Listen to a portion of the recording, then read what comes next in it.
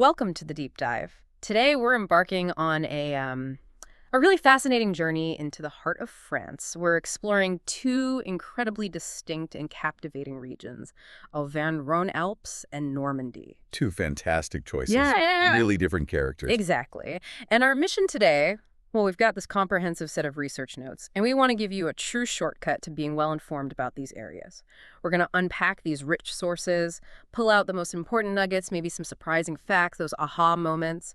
We'll dive into their unique cultures, their complex histories, the food, definitely the food, and lots more. Yeah, and it's not just about listing facts, is it? No. We really want to connect the dots for you, give some context, some insight into why these details matter, how they've, shaped the unique identities of these places. It's about understanding the soul of the region, not just stats. Okay, let's begin then. Southeast France, Auvergne-Rhône-Alpes. What a place. It's this incredible blend. You've got majestic mountains, ancient volcanoes, rivers, vibrant cities. Real? Yeah, a fusion of deep rural tradition and cutting-edge industry. And here's something that surprised me in the notes. Despite its ancient roots, it's actually pretty new as a region, officially formed in 2016 from two separate areas. That's right. Does that recent merger, does it really impact how people see themselves there? That's a great question. Hmm. And, well, yes, it does, but maybe not always how you'd expect. What truly sets this region apart is how its geography has shaped its culture. It's fostered these very strong, distinct regional identities. You have the Auvergnat sort of rugged, earthy pride, Then the Savoyards, deeply rooted in Alpine traditions, and the Lyonnais, very urban, historical, and obsessed with gastronomy. Right. The isolation of the mountains, particularly in Auvergne, it really helped preserve unique dialects, music, folkways for centuries. That sense of identity runs deep, maybe deeper than the new regional boundary for some. And that fascinating blend you mentioned, it's rooted in such a rich history. Elyom, for example, originally Lugdunum, a major Roman city, capital of Gaul even. I mean, imagine that heritage. Incredible, isn't it? Then into the Middle Ages, you get castles, abbeys, that whole feudal system across the landscape. Lyon also famously resisted during the French Revolution, apparently suffered for it, but then bounced back, became a powerhouse in silk and printing. Yeah, huge industrial center. And then in the 20th century, a really pivotal role as a World War II resistance hub. Crucial underground operations were organized there. So with such a deep past, how do they keep it alive today? Not just in books, but, in traditions. Oh, Auvergne-Rhône-Alpes is fantastic at this. The Fête des Lumières in Lyon every December, it's just breathtaking. I've seen pictures. Transforms the whole city with light, art, community spirit. Then you've got the Mountain Transhumance festivals, celebrating the seasonal movement of herds up into the Alps. It's practical, but also deeply cultural. Right. And at Auvergne villages, you find these unique folklore events. They have bourrées, these energetic traditional dances, often with a cabrette, a local bagpipe. And of course, wine harvest festivals in Beaujolais and Savoie, and the whole spa culture in places like Vichy and Montour. Those thermal waters have a long history. The music scene sounds just as varied. You mentioned the traditional Auvergne stuff, the hurdy-gurdy, the vielle, the cabrette, accordion for those bourrée dances. Exactly. Very lively folk traditions. But then you also have contemporary artists like Benjamin Biolay doing that modern chanson pop thing. Right. And Woodkid, his stuff is so cinematic, orchestral pop. And Lyon's got this vibrant rap and electronic scene too, very youth-driven. It really covers the whole spectrum. Hearing about those traditional instruments, I can almost picture a village festival. You can sort of hear the music, can't you? Definitely. And that vibrancy leads us straight to the food, doesn't it? It's no wonder they call it the gastronomic heart of France. The stomach of France for Lyon, I read. That's the one. And for good reason. The iconic dishes. Okay, quenelle de brochet. These amazing light pike dumplings. Saucisson brioche sausage, baked inside a rich brioche. Salade lyonnaise with bacon, croutons, poached egg. Classic. That sounds good. Then there's andouillette, a tripe sausage, definitely for the more adventurous eater. Okay, noted. And cervelle de canut, literally silk worker's brain, but it's actually a delicious fresh cheese dip with herbs. Ah, okay. That sounds better. And of course, the legendary chef Paul Bocuse hailed from Lyon. And the city is famous for its bouchon lyonnais. Right, the little restaurants. Small, rustic places serving incredibly hearty, traditional food. They say in Lyon, if you don't eat well, you haven't really lived. That spirit is alive in the bouchons. Oh, wow. But it's not just Lyon, is it? The wider region. Oh, absolutely not. Move into Auvergne in the Alps, and you hit cheese heaven. Saint-Nectaire, Bleu d'Auvergne, Cantal, Reblochon, Tom Beaufort, world-renowned. So many cheeses. And signature dishes from Auvergne, like truffaut, potatoes and cheese. So comforting. And aligot, that amazing stretchy mashed potato with cheese and garlic. I've heard of aligot. Alpine specialties naturally are communal favorites. Fondue, raclette, tartiflette. All cheese-heavy, incredibly satisfying, especially after a day in the mountains. Perfect mountain food. And the wine, can't forget the wine. Fruity Beaujolais, robust Côte d'Iron, crisp Savoy whites. It's all there. So clothing and style, Right. I imagine there's a bit of a contrast between, say, traditional festival wear and modern city life. Definitely. At festivals, you might still see traditional outfits. Auvergnat women in dark dresses, aprons, those distinctive lace head coiffes, Savoyards in wool garments, maybe embroidered blouses. Right, yeah. But step into Lyon, Grenoble, it's much more fashion-forward. Then in the mountain areas, it's very practical, earthy, lots of wool, sturdy boots, layers. Alpine life dictates the wardrobe, really. Makes sense. And the natural environment itself sounds incredibly varied. It's almost like several countries in one region. Auvergne has the extinct volcanoes, fertile pastures, those iconic sailors' cattle, the Alps. You've got wild chamois, ibex, marmots, golden eagles soaring above, forests full of fir, pine, chestnut, alpine flowers in summer. Even down the lower Rhone Alps, wild herbs, mushrooms, lavender fields, and the rivers, the Rhone, Loire, Allier, Isère, they're powerful forces, shaping the land, providing hydropower. And the people who shaped its story, we mentioned Paul Bocuse. And Vercingetorix, the legendary Gallic leader who stood up to Caesar from Auvergne, Right. and from Lyon, the Lumiere brothers, pioneers of cinema itself. Incredible. Lyon really is a hub for art, innovation, design, festivals, startups, film institutions, and Annecy hosts that huge international animated film festival. Wow, so much going on. What about key landmarks, places you absolutely have to see? Okay, Lyon is a UNESCO World Heritage Site. Old Lyon, Vieux Lyon, the Basilica of Fourvière up on the hill, the Triboules. The secret passageways. Exactly, those hidden courtyards and passages connecting buildings, really unique. Then Clermont-Ferrand, capital of Old Auvergne. It has this amazing cathedral made of black lava stone, right near the Chaîne des Puys, that chain of volcanoes. Yeah, Gorcy, the Venice of the Alps, canals, castle, stunning lake views. Sounds beautiful. Chamonix-Mont Blanc, the mountaineering hub at the foot of Western Europe's highest peak. And Vichy, beautiful spa town, Art Deco architecture, but also that complex WWII history as the government seat. Right, quite a contrast. So wrapping up this region, what about language and identity? You mentioned dialects earlier. Yeah, French is dominant now, of course, but regional dialects persist. Arpitan in the Alps, Auvergne-Occitan in the massive central. They have some great phrases, too. You might hear, Le pays dépoli, the land is beautiful.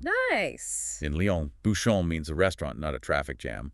And there's a proud local saying, on n'est pas des rigolos. We're no jokers, meaning they take things seriously. Oh, I like that. And very common year-round. On va à la montagne, let's go to the mountains, shows a deep connection to the landscape. Okay, fantastic overview. Now let's shift gears completely. Head north to Normandy, northern France, facing the English Channel. Known for dramatic cliffs, WWII history, apple orchards, and Viking roots. Absolutely. Viking roots are fundamental. And that shapes a really deep Norman identity. It's forged by that ancestry, but also by a strong rural life, a history of seafaring. Traditions in farming, fishing, dairying are very strong. And there's a certain, maybe stoic resilience, especially evident after World War II. It's a region that balances old traditions with modern remembrance and tourism really well. The history there feels so impactful. You mentioned Vikings. Yeah, 9th century. Norsemen raided and settled. That's where the name comes from.